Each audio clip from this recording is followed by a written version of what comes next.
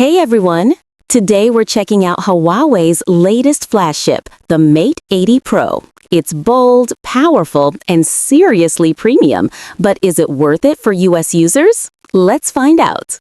This phone looks incredible. A huge 6.8-inch OLED display with super thin bezels and that signature circular camera ring on the back. It feels premium, solid, and futuristic. Very Hawaii. It's giving me Apple meets sci-fi vibes.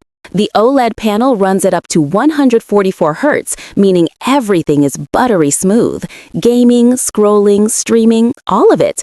Inside, Huawei's new Kirin 9030 chip and 12 GB of RAM handle multitasking easily. Performance? Flagship grade. Heat management? Excellent. You'll crush games and creative apps with no stutter. Now the star of the show, the cameras. Triple 50-megapixel setup, main, ultra-wide, and a periscope telephoto.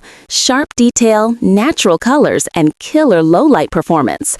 Zoom shots look cinematic, and the selfie cam doesn't disappoint either. For creators, this might be one of the most capable camera phones of 2025. Battery life? Huge, around 5,000 to 6,000 mAh, with 100-watt plus fast charging and up to 80-watt wireless. You can go from 0 to full in under 30 minutes. That's wild. Here's the catch. In the US, Huawei phones still don't come with Google Play services, so no Gmail, Maps, or YouTube apps by default.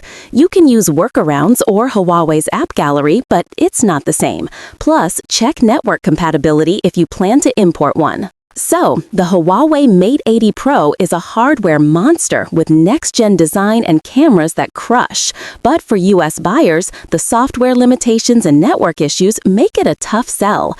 If you're tech-savvy and love cutting-edge gear, go for it. Otherwise, maybe stick with something more US-friendly. If you found this helpful, hit like, subscribe, and drop your thoughts below. Would you buy a Huawei in 2025? I'll catch you in the next one.